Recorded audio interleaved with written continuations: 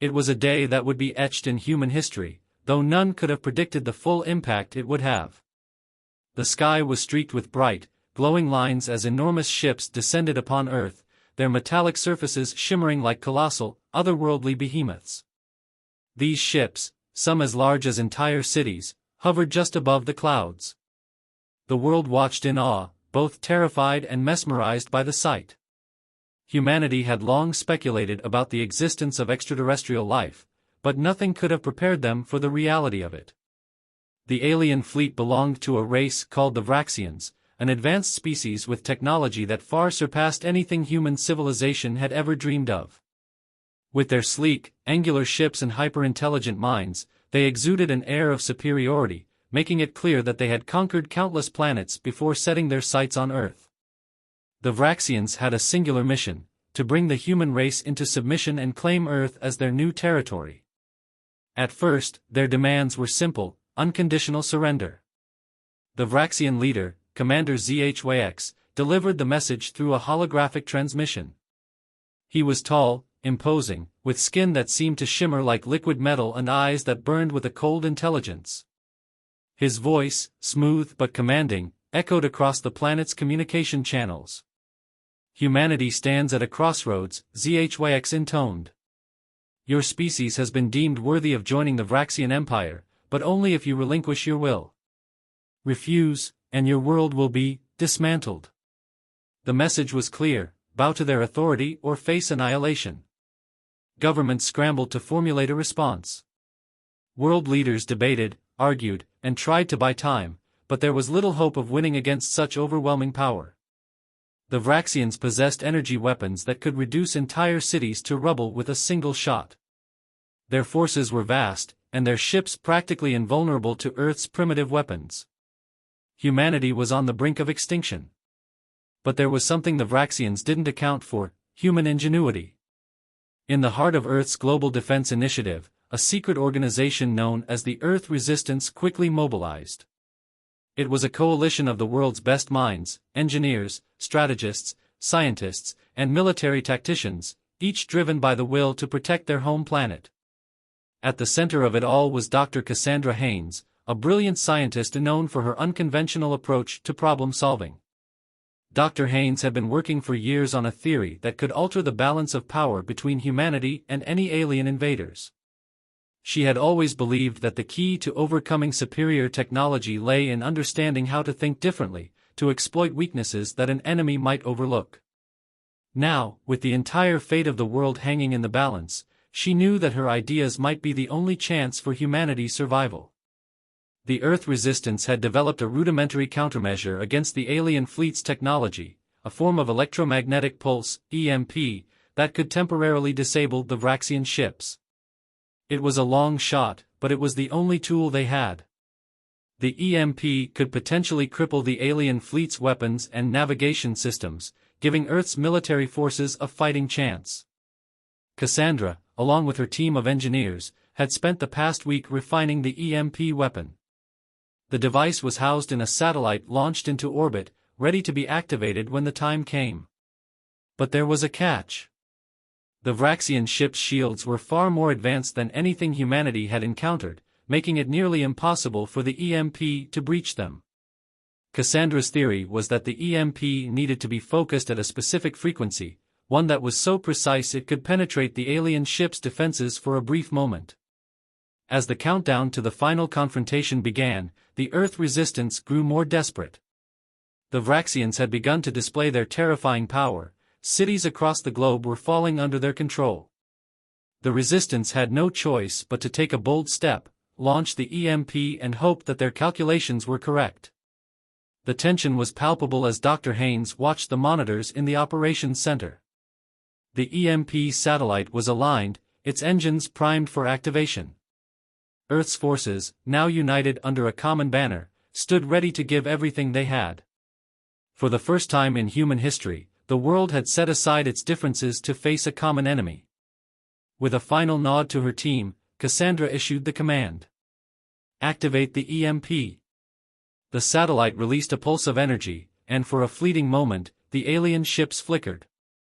The sky seemed to darken as the electromagnetic waves spread out, a shimmering wave of potential that reached toward the Vraxian fleet. Time seemed to slow as humanity's fate hung in the balance.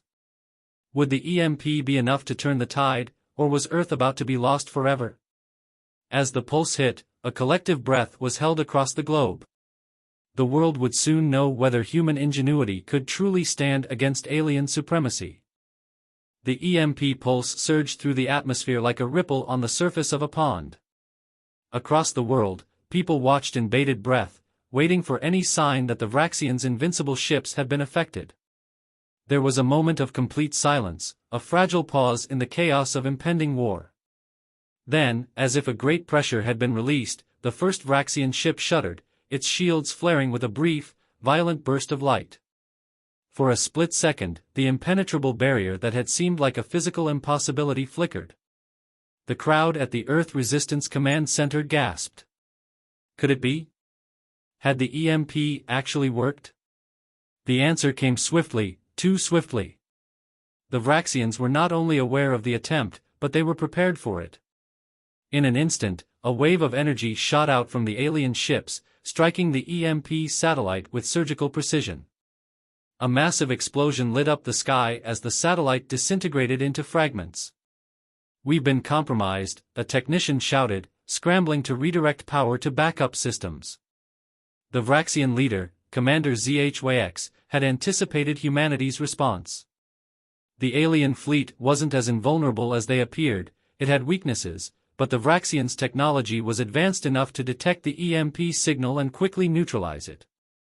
The satellite had only managed a brief disruption, but that was enough to force Zhyx to act. From the command ship, Zhyx watched the ripples of energy that spread across his fleet's shields.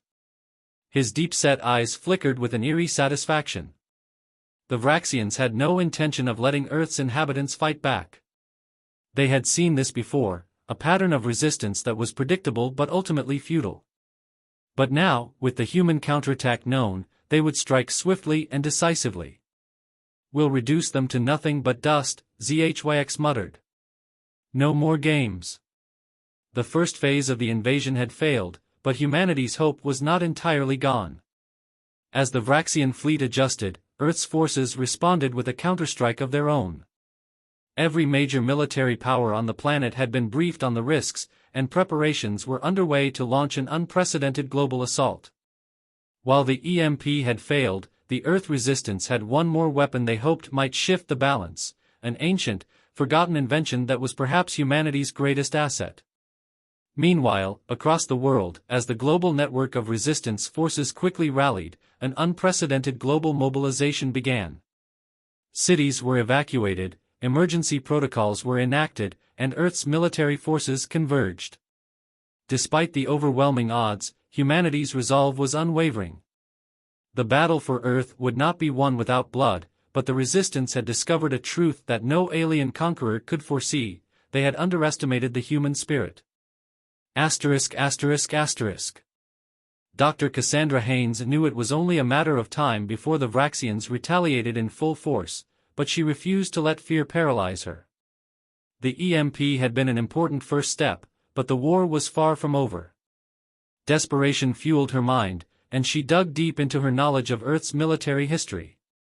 There had to be something, some forgotten weapon, some edge that could give them a fighting chance. As she stood in the operations room, flipping through digital files of historical military technologies, she stumbled upon something that made her heart race. It was a concept dating back to the early 21st century, a failed program that never saw completion. A device, something they had dubbed the quantum disruptor, capable of temporarily severing the connections between advanced computing systems. If the device could be finished in time, it might be able to cripple the Vraxian ships permanently. But it would require an immense amount of energy and precise coordination. She immediately contacted her lead engineer, Marco Sato, a no-nonsense genius who had already outdone himself by constructing the EMP satellite. "Marco," she said, her voice sharp with determination. "We need to build the quantum disruptor." "Yesterday." Marco's face appeared on the screen, his brow furrowed. "That's an impossible timeline, Cass. It's an archaic piece of tech. The power requirements alone." I don't care, she interrupted, her voice unwavering. We'll find a way. The Vraxians are expecting us to fail. We can't let them win. Despite the challenge, Marco nodded. We'll try, but we're going to need every bit of Earth's resources, and the cooperation of every nation. We'll have to build it on the moon to avoid detection. The plan was audacious, but it was humanity's only hope. Asterisk asterisk asterisk. In the skies above Earth, the Vraxian fleet began its descent, preparing for the full-scale assault.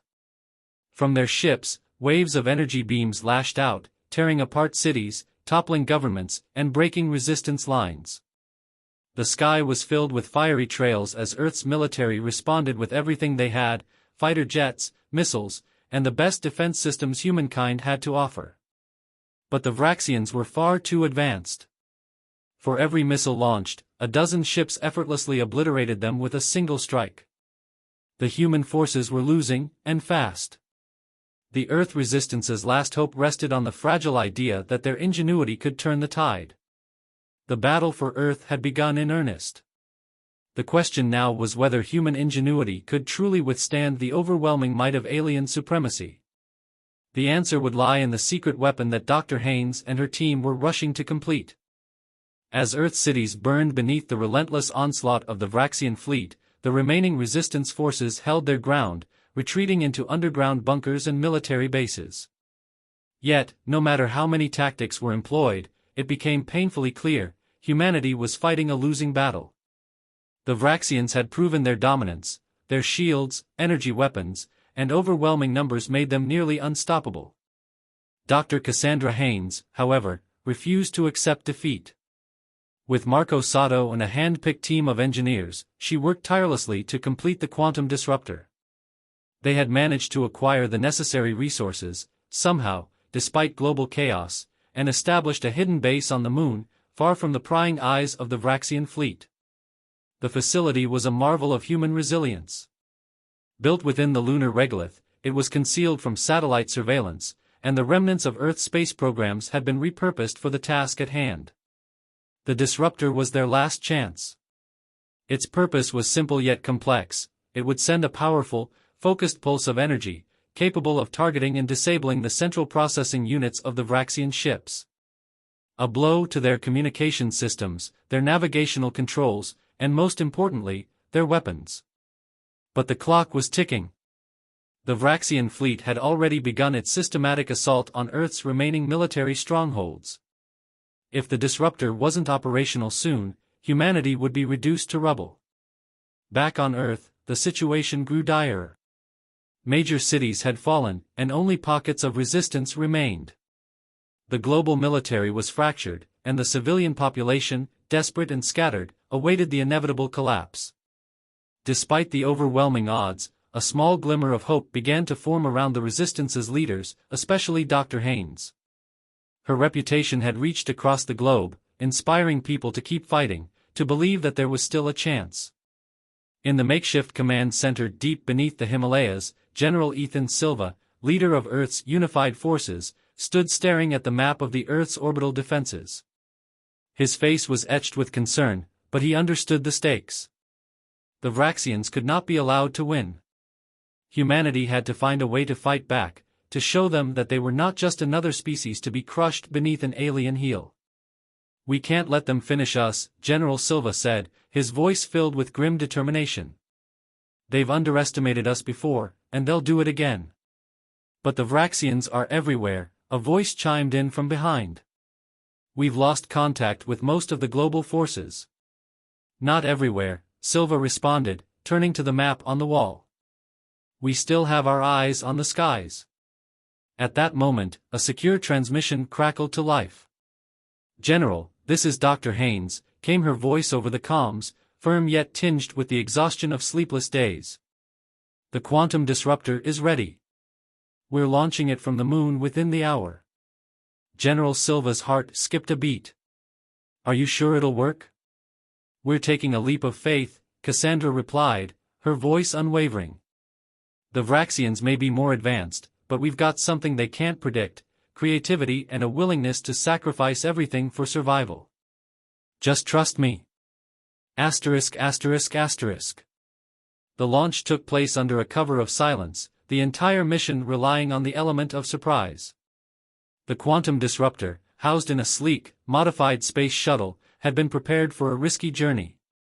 The shuttle was unarmed, only designed to carry the disruptor to the moon and deploy it into the precise orbit necessary to maximize its effect. As it lifted off from Earth's surface, it was as if the entire world held its breath. Up above, the remnants of Earth's space defense systems, now mostly abandoned, stood idle. But that did not matter. The disruptor was humanity's final weapon. The shuttle's ascent was flawless, gliding past the wreckage of old satellites and abandoned space stations. As the shuttle broke through Earth's atmosphere and entered lunar orbit, the team on the ground monitored its progress with tense anticipation. Back on Earth, the Vraxian ships hovered above, casting massive shadows across the broken cities below. Commander ZHYX, watching from the bridge of his flagship, scoffed at the Resistance's feeble attempts to retaliate. Pathetic, he muttered, observing the human forces from orbit. It is time to end this. But what ZHYX didn't realize was that Earth's forces weren't finished. The final stage of the operation was about to unfold. Dr. Haynes had crafted a solution that could disrupt the Vraxians' overwhelming technological advantage, if they could land the first blow. The shuttle's engines fired, and it began its final approach to the designated position on the moon's surface. Once there, the quantum disruptor would be deployed. Its pulse had to be precise, any miscalculation, any deviation from the set parameters, and the weapon would fail. Inside the operations room, Marco Sato's hands flew over the control panel. "We're good to go," he said, turning to Cassandra. "It's all on you now." Dr. Haynes took a deep breath, the weight of the moment pressing down on her. "Let's do this." With a final push of a button, the disruptor was activated. From its position on the lunar surface, a brilliant, focused beam of energy shot out into space, its target the heart of the Vraxian fleet. Time seemed to slow as the pulse traveled, the energy wave cutting through the vast emptiness of space. For a long, tense moment, nothing happened. And then, the first Vraxian ship flickered. The second one followed. And then, one by one, the fleet's systems began to fail. The Vraxians, who had never expected humanity to strike at such a distance, were caught off guard. Their shields, their weapons, their communications, all began to sputter and fail as the quantum disruptor's pulse reached them. "Impact!" Marco shouted. "It's working!" Back on Earth, the skies seemed to darken as the lights of the Vraxian ships began to flicker. The Resistance's forces, fighting for their lives, saw the change and seized the opportunity. Humanity had made its first strike. The tables had turned. The battle was far from over, but the Vraxians had tasted something they never thought they would: uncertainty. And for the first time, Earth had hope. As the quantum disruptor's pulse reverberated through space, a quiet but powerful tremor coursed through the Vraxian fleet. For the first time since their arrival, the alien invaders were not in control. Their once unbeatable defenses were cracking under the weight of a weapon that humanity had created against all odds. Commander ZHYX stood frozen on the command deck of his flagship. His gaze was fixed on the flickering holographic display in front of him, showing the rapidly deteriorating status of his ships. The systems were malfunctioning, their shields flickering and weapons misfiring. Panic spread among the Vraxian officers as the ship's strategic infrastructure began to collapse. "What is this?" ZHYX demanded, his voice low but filled with fury. He turned to his chief engineer, his expression a mixture of disbelief and rage. "Report." The engineer, a Vraxian known for his cold efficiency, hesitated before responding. "The quantum disruptor has activated, Commander. It's interfering with our central systems. Communications are down. The fleet's cohesion is breaking apart." ZHYX's eyes narrowed as he took in the full scale of the damage. The Vraxians were being forced to react, to adapt, something they had never been required to do on such a large scale. Their dominance in technology had led them to a sense of invincibility, and now, it was slipping away. This resistance will not hold, Zhyx muttered, his anger barely contained. Activate the contingency plan. With a sharp motion, he motioned to his second-in-command. Initiate immediate countermeasures. We will purge Earth with everything we have.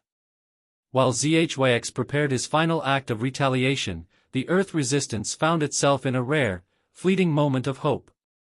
General Ethan Silva, sitting at the heart of Earth's command center, watched as Vraxian ships began to stagger in orbit. Their systems were in disarray, and some ships had even begun to fall from the sky, their structural integrity compromised. "Can you see this?"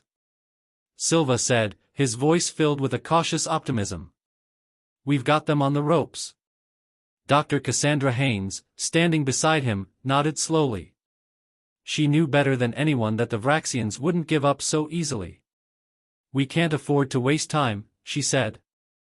"The disruptor's effects are temporary. We need to act before they adapt." "Then we'll strike now," Silva said, rallying the forces. "All hands, prepare for the offensive. For Earth."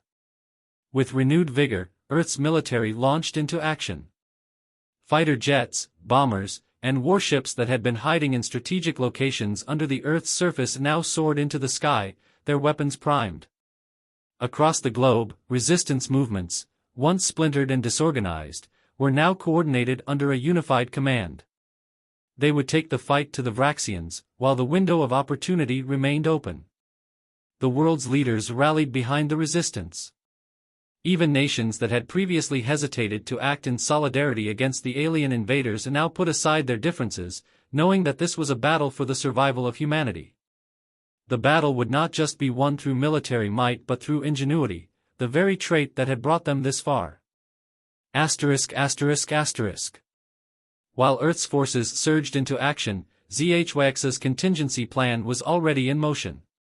Deep within the Vraxian flagship, the command crew initiated a powerful weapon designed for this exact scenario, the Dreadstorm.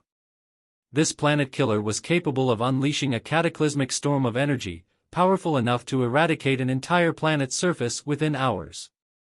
Zhyx had no intention of losing Earth to a sudden shift in power. If he could not conquer the planet, he would at least make sure it paid the price for defying him.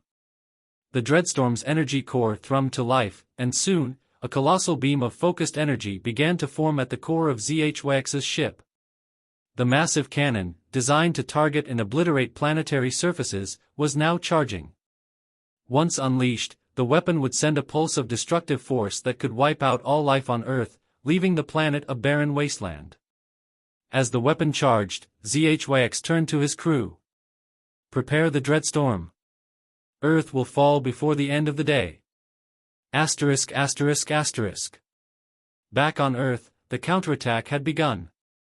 Earth's forces, emboldened by the success of the quantum disruptor, poured into the skies, engaging the disoriented Vraxian fleet with everything they had. Missiles, energy blasts, and military jets clashed with the remaining Vraxian ships in a chaotic battle above Earth's surface. But as the battle raged on, General Silva knew that this wasn't enough.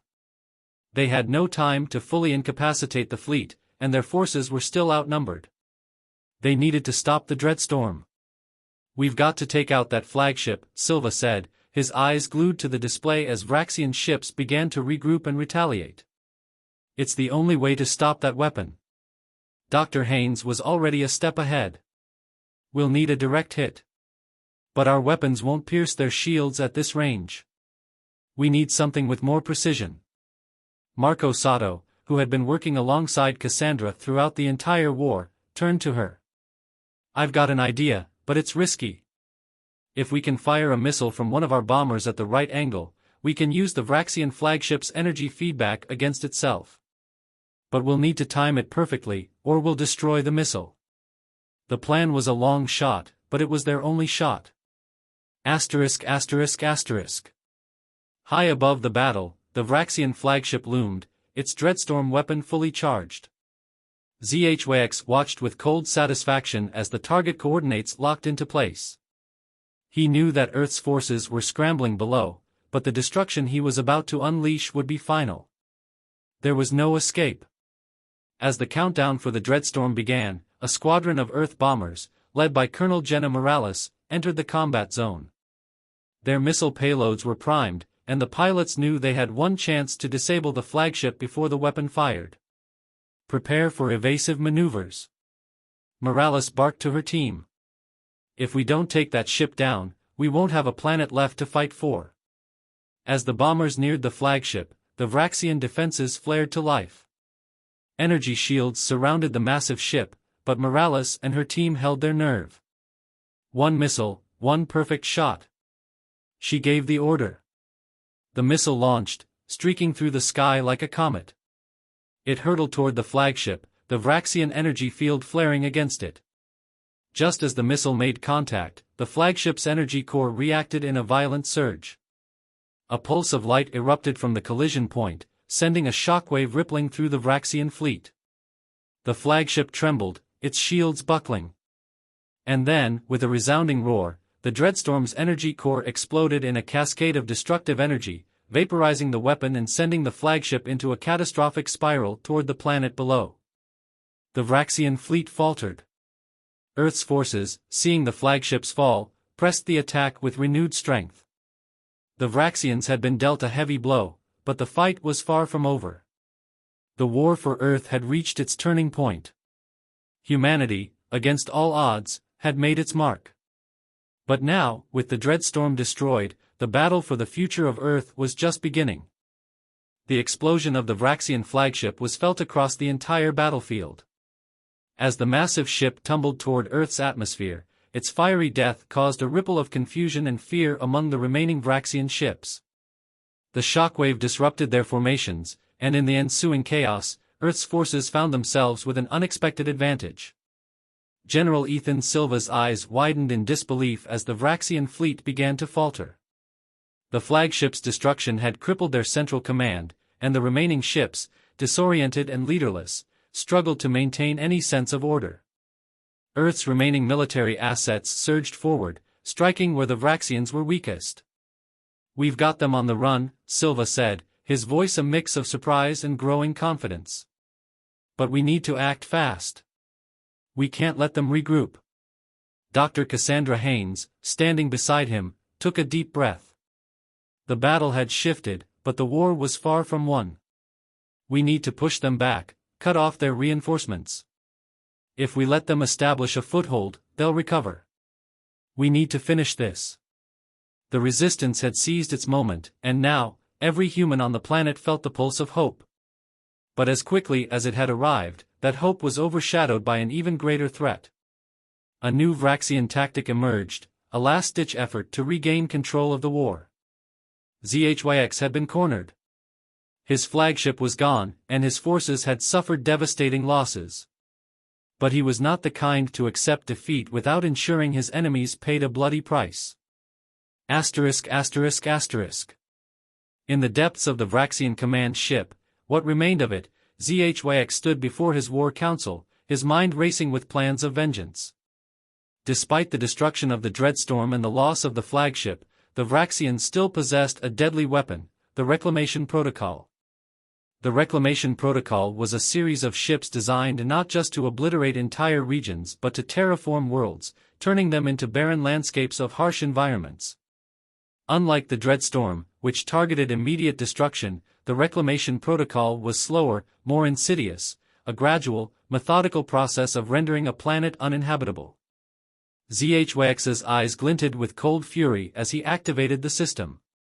"Initiate the Reclamation Protocol," he ordered, his voice filled with icy resolve. "We will make Earth bleed, not with fire, but with time." The Vraxian ships still in orbit began to align, their energy cores syncing with the protocol's launch systems. ZHYX had no intention of wiping out Earth instantly. He wanted humanity to suffer, witness the degradation of their planet before they were finally destroyed. The process would take weeks, maybe months, but the effects would be irreversible. Oceans would evaporate, the air would become toxic, and humanity would be driven to the brink of extinction. The countdown began. Back on Earth, the resistance forces were pushing harder than ever, gaining ground in the skies and on the ground. However, no one was prepared for what happened next. Dr. Haynes, sitting at the operations desk, looked up as the screens around her began to flash with alarming warnings. "General! There's something happening in orbit, the Vraxians." A blaring siren interrupted her. The warning was clear, the Vraxians were initiating the reclamation protocol. "Impossible," Silva muttered, his voice grim. "We can't fight this off. We don't have the technology to counteract planetary terraforming." "We may not have the technology," Cassandra said, "but we have ingenuity. We've survived against everything they've thrown at us. We can do this. We have to." The room went silent as everyone realized the enormity of the challenge ahead. The reclamation protocol, if fully executed, would render Earth uninhabitable. No shelter, no underground fortifications, no weapons could protect them from such a fate. "We need to disable their ships before it's too late," Silva said, his voice filled with determination. "The protocol is powered by those ships. If we take them out, we stop the process." Cassandra quickly tapped into the Resistance's communication network. "Marco, I need you to access the Vraxian ship's power systems. Can we send a virus or EMP that'll disrupt their launch?" Marco's face appeared on the screen, his brow furrowed. "It's a long shot, but if I can find a weak point in their communication network, I might be able to upload a disruptor virus that'll scramble their power systems. It's risky, one wrong move, and we could trigger a chain reaction. But if we can stop the protocol before it activates, we've got a chance." "We can't afford to fail," Cassandra said. "Do it." *******. While Marco worked furiously to crack into the Vraxian fleet's network, the Resistance forces mounted their final push. Airstrikes, ground assaults, and guerrilla tactics combined to break the remaining Vraxian resistance. Each victory brought them closer to the ultimate prize, the Vraxian ship still in orbit. But with every passing minute, the countdown to the reclamation protocol continued. Earth's fate was now in the hands of those who had fought to survive, those who had learned not to give up in the face of impossible odds. As the energy cores of the Vraxian ships began to hum with terrible power, Marco found his opening. "I've got access to their mainframe," he yelled, his voice shaking with excitement. "I'm uploading the virus now." For a moment, everything went still. Then, with a sharp crackle over the comms, Marco's voice broke the silence. "It's done. The ship should be shut down, but I need you to hold on. There could be a failsafe." Before he could finish, the sky above Earth erupted with a violent burst of energy. The Vraxian fleet had begun its descent. Whether the virus had worked or not, the enemy was preparing to strike with the last of their power. Cassandra turned to General Silva, her expression resolute. "We finish this now." *****. In space, the final phase of the Vraxian reclamation protocol began. The massive ships began their descent toward Earth's surface, preparing to unleash the full fury of their terraforming capabilities. As they descended through the atmosphere, a wave of destructive energy spread from their cores. But then, just as the ships began to unleash their power, they faltered. Systems began to misfire. Energy blasts veered off course. Their weapons failed to fire. The virus had worked. One by one, the Vraxian ships began to lose control, spiraling out of formation. Their shields failed, their weapons sputtered, and the ships were reduced to helpless hulks drifting through the sky. Earth's forces took immediate advantage, launching a coordinated strike that crippled the remaining ships. General Silva's voice rang out over the comms, "All units, fire at will." The final battle had arrived. The Vraxians had given humanity its last test, but the cost of victory would be steep. The war was not over, but humanity had seized the upper hand. Hope had returned. But for how long? Would it be enough to drive the invaders from Earth once and for all? The answers would come soon, as the final showdown loomed on the horizon. The tide had turned, humanity had managed to cripple the Vraxian fleet and halt the reclamation protocol, but Earth's forces had no time to celebrate. As the Vraxian ships fell one by one from the sky, many still loomed in orbit, awaiting a last-ditch effort to retaliate. The battle was far from over, and the final push would decide Earth's future. General Ethan Silva stood in the operations center, watching the live feed of Earth's skies. The Vraxians had been thrown into disarray, but their remaining forces were regrouping, attempting to reorganize. In orbit, the motherships had begun a desperate retreat, moving toward deep space in a bid to escape and regroup. "We can't let them leave," Silva said, his voice firm. "If they regroup, they'll come back stronger. We've got one chance, one shot at ending this." Dr. Cassandra Haynes, standing at the command table, nodded. "We need to hit their last remaining stronghold in orbit. If we destroy their mothership, we take out their leadership and their supply lines. It's the only way to stop them from launching another attack." But the Vraxians were no longer disorganized. They had activated their ultimate weapon, an energy shield that enveloped their mothership and remaining ships in orbit, rendering them nearly invulnerable to attack. "We'll need a way around that shield," Cassandra said, a spark of realization lighting in her eyes. "There's a weakness, a blind spot in their energy field. If we can position our strike at exactly the right angle, we might be able to hit them where they're exposed." Silva gave her a sharp look. "And how exactly do we get a missile through that shield?" "We don't," she replied. "We'll need to do something more direct." She turned to Marco Sato, who had been working tirelessly to breach Vraxian systems.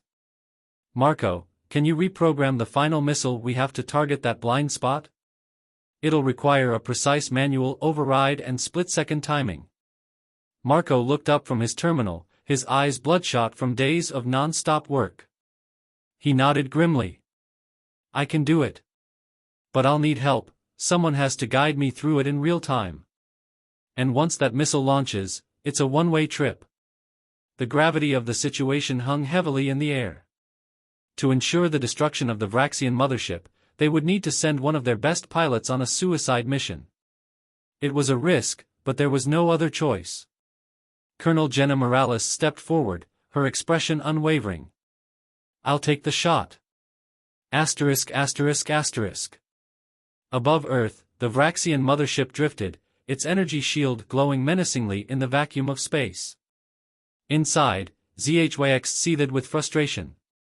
The loss of the flagship, the destruction of his fleet's cohesion, it had been a blow to his pride, but he was not done yet. The reclamation protocol had failed, and his ships were retreating, but he would not leave empty-handed. "The humans think they've won," ZHYX hissed, his eyes burning with fury. "But they will soon learn the price of defying the Vraxians." He turned to his second-in-command. "Prepare the escape pods. Initiate the self-destruct sequence for the mothership. We will leave this planet in ruins, no matter what it takes."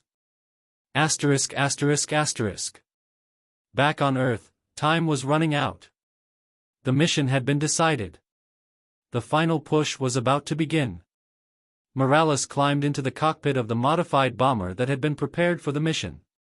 The sleek fighter jet, stripped of anything unnecessary, was designed for speed and precision. But its true value lay in the experimental targeting system they had installed, a system that would allow them to guide the missile through the Vraxian energy shield's weak spot. "This is it," Morales said into the comms, her voice steady but tinged with emotion. "I'm going in." "We're with you all the way, Colonel," General Silva replied, his voice unwavering. "Remember, you've got one shot at this," Cassandra added. "Target that blind spot, and make sure you don't deviate by even a fraction of a degree. We'll be monitoring you every step of the way." Morales nodded, her heart pounding in her chest. She had seen the destruction the Vraxians had wrought firsthand. It had taken everything humanity had to fight back, but this was their chance to end it once and for all.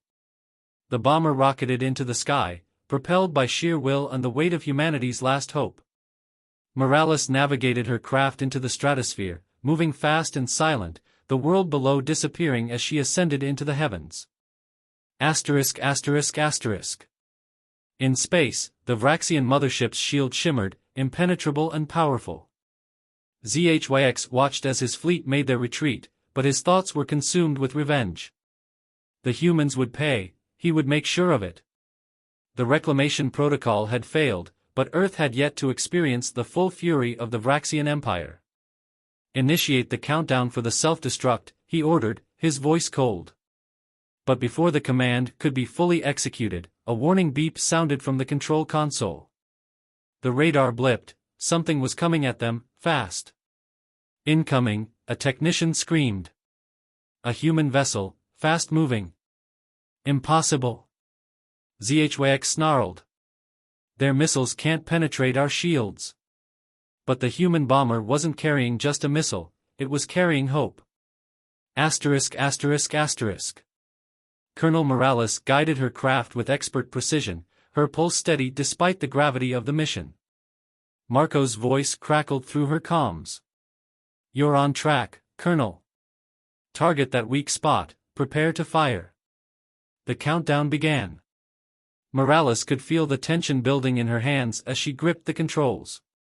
Locking onto target, Marco's voice echoed. "Now!"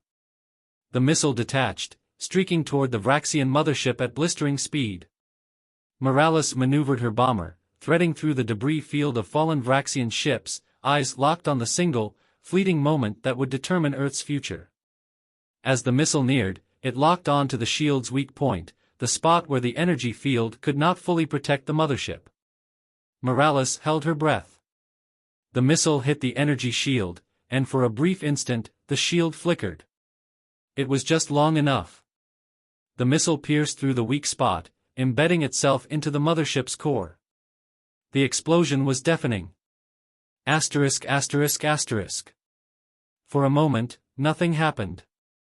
The silence of space hung heavy, as though the universe itself was holding its breath. Then, with an ear-splitting shockwave, the Vraxian mothership detonated. The energy core overloaded, sending a cataclysmic blast outward, ripping through the rest of the Vraxian fleet. The battle for Earth was over. Asterisk asterisk asterisk. On Earth, the skies were clear. The remaining Vraxian ships had been destroyed, their leaders eliminated. The war that had torn the planet apart for so long had come to an end. But as the dust settled, humanity knew one thing: their survival was no accident. It was a result of their ingenuity, their determination, and their willingness to fight for everything they held dear. They had proven something to the universe that day: humanity was not to be underestimated. And while Earth had won this battle, the memory of those who had fought and sacrificed would live on, as a reminder of what can be accomplished when people refuse to give up. The silence was almost deafening in the wake of the explosion. The once mighty Vraxian mothership had been reduced to cosmic debris, its immense power extinguished in a fiery burst. Fragments of shattered ships and debris rained down into the void of space, some disintegrating upon re-entry into Earth's atmosphere, while others became fragments of Earth's victory. On the ground, the atmosphere was heavy with a sense of disbelief. After years of resistance, of fighting tooth and nail to repel an alien force that seemed unstoppable, humanity had won. But the price had been steep. General Ethan Silva stood atop a makeshift command center in a reclaimed city, the cold winds of Earth's north cutting through his uniform. Below him, thousands of men and women were working, digging through rubble, repairing infrastructure, salvaging what was left. A single victory could not undo the damage, and the war had left scars that would take years, even decades, to heal. "We've won the battle, but the war is far from over," he said quietly to himself, knowing that Earth's enemies would not rest for long.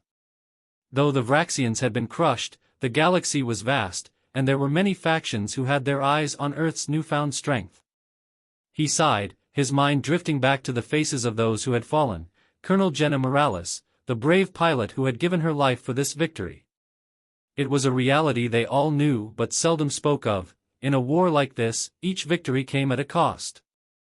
"General," Dr. Cassandra Haynes' voice cut through his thoughts. She approached him, her steps brisk. "The damage assessment is complete.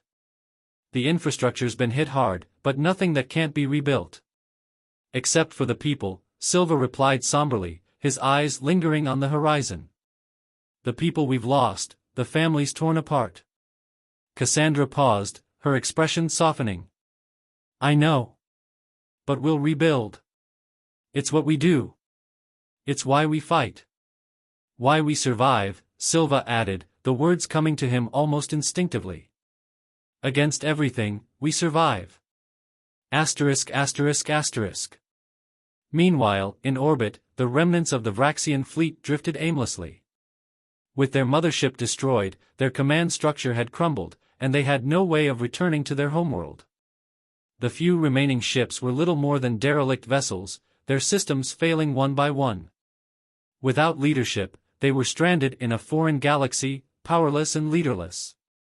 Zhyx, the once proud Vraxian commander, was dead, his ship shattered beyond recognition. And yet, in the void of space, whispers of his ambition remained. His dream of conquering Earth had been extinguished, but not without leaving a trail of destruction in its wake. The other Vraxian leaders were gone, and the Empire was in disarray. But for every Vraxian ship destroyed, another came to replace it. And in the galactic shadows, other species had begun to take notice of Earth's survival. A planet that had resisted a seemingly unstoppable invasion was now seen as a potential target, an ember of rebellion that others might wish to snuff out. Asterisk asterisk asterisk. Back on Earth, the resistance that had fought so hard against the Vraxians now began to turn its focus inward. In the aftermath of the war, nations had to come together to rebuild, to salvage what was left of their economies and infrastructure. Governments that had once been fractured were forced to unify to avoid chaos. As Earth's leaders met in a summit to discuss the future, there was a shared understanding that the war had left more than physical scars. The psychological impact on the people, the trauma, and the need for healing, would be just as important in the years to come. While we've defeated the Vraxians, said one of the representatives, we now face a new reality. Our world is not just a battleground, it's a beacon. And we can't ignore that. Earth's survival against the Vraxians was no fluke, another leader agreed. But that doesn't mean other civilizations won't come to test us. Dr. Haynes sat at the table, her mind racing. The knowledge she had gained from the alien technologies, combined with the victories they had achieved, put Earth in a unique position. But with that power came responsibility. The universe, she realized, was not as small as they had once thought. Their actions would echo across the stars. We can't allow this to be just about defending our planet, she said, speaking with authority. We need to take our place in the greater galaxy. We need allies. And we need to make sure no one dares to threaten us again. The room fell silent. The weight of her words hung in the air. It was clear that while the Vraxians were defeated, the future was uncertain. And if Earth were to truly thrive, they would have to look beyond their planet. The war had made them stronger, but it had also made them vulnerable. Asterisk asterisk asterisk. On the ground, life began to return to a semblance of normalcy, though there was still much to be done. People returned to their homes, rebuilt what was lost, and remembered those who had given everything. Monuments were erected, not just for the fallen soldiers, but for the entire human race, a testament to their resilience. Humanity had learned a vital lesson, that their survival was not just a matter of military might, but of ingenuity, unity, and the strength of the human spirit. They had fought back against a seemingly unstoppable force, and they had emerged victorious. But as the years passed and humanity began to rebuild, strange signals began to emerge from deep space. First, a faint whisper, a transmission from an unknown source. Then, as time wore on, the signals became more frequent, more distinct. A new message, or perhaps a warning, from the stars. It was not from the Vraxians. Humanity's victory had been hard-won, but it had drawn the attention of something else, something far older, far more powerful, and far more dangerous than anything they had faced before. Asterisk asterisk asterisk. As General Silva stood in the newly rebuilt command center, watching the sky, he knew Earth's victory was not the end of the story. The galaxy was full of untold dangers, and this war had only been a chapter in a much larger saga. And as the first alien ships approached Earth once more, humanity's greatest test was about to begin. Their ingenuity had brought them this far, but now they would need something more. Hope. And unity. The battle for Earth was far from over. The days following the Vraxian defeat were marked by an atmosphere of cautious optimism. Cities were being rebuilt, families were reunited, and the wounds of war were slowly beginning to heal. But even as humanity celebrated its hard-won victory, the shadow of the unknown loomed on the horizon. The galaxy, once seen as a distant and abstract concept, was now a tangible reality, one that Earth had entered into without fully understanding the consequences. The strange signals had not stopped.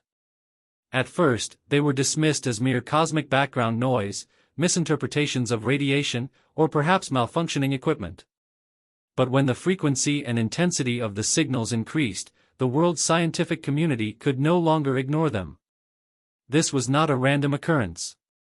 The signals were deliberate, intentional, and they were coming from a direction humanity had never encountered. Dr. Cassandra Haynes, standing in a high-tech operations room, scanned the latest data. Her brow furrowed as she listened to the transmission that had just been decoded. "General Silva," she said, her voice tense, "this is no ordinary message. It's a warning, an invitation, perhaps. But it's not from any civilization we know. Whoever they are, they're watching us." Silva, now leading a coalition of nations united by the common goal of defending their world, turned sharply from the window where he had been gazing at the stars. He could feel it, the unsettling sensation that Earth was not alone in the cosmos, and that their victory against the Vraxians had drawn attention far beyond what they could imagine. "Have we made contact?" Silva asked. "Not directly," Cassandra replied, "but the signals are becoming more frequent and organized. We have two choices: we either respond, or we ignore them. But I doubt we can ignore it for long." An uneasy silence filled the room. The weight of the decision pressed down on everyone. The Vraxians had been a force to be reckoned with, advanced, brutal, and relentless.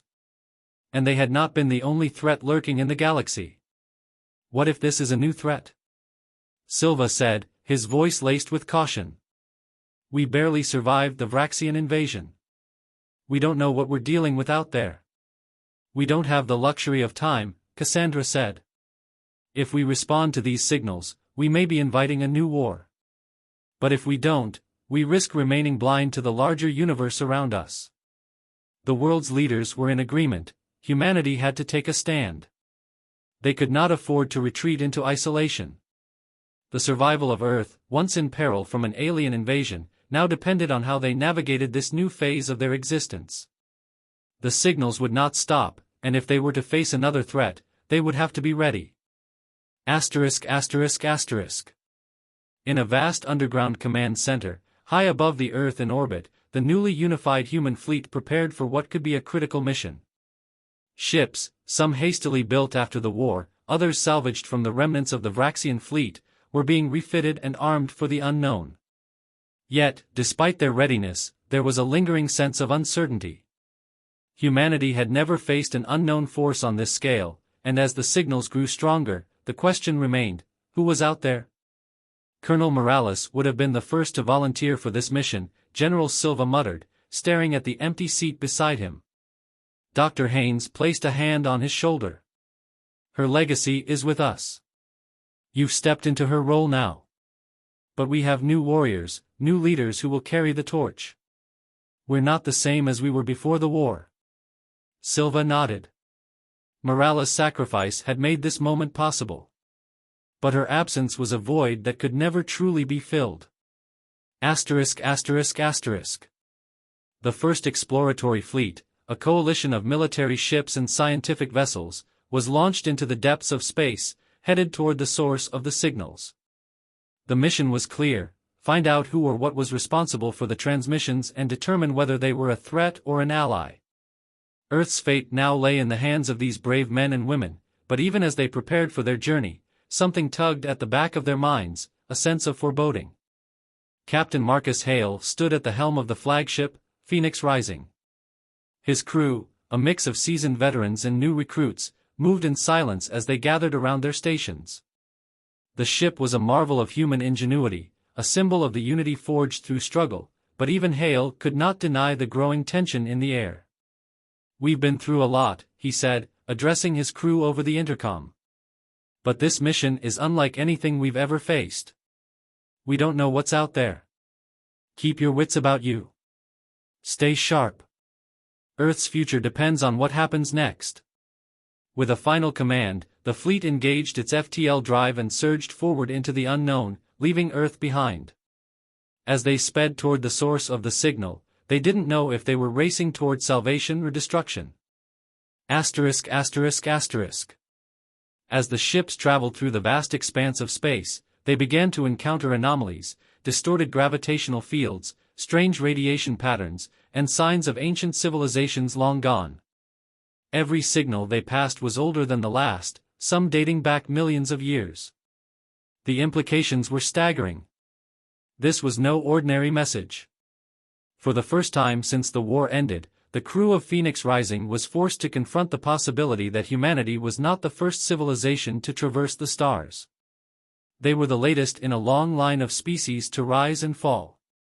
But the question remained, had those species died fighting among themselves, or had they been wiped out by something greater? Something far more powerful? Asterisk asterisk asterisk. As the fleet neared its destination, they finally came upon a massive structure, an ancient station, far more advanced than anything humanity had ever built. It was an enormous ring, orbiting a star on the edge of a distant system. The station appeared dormant, but as the human ships approached, a strange energy field pulsed to life. The station was waiting.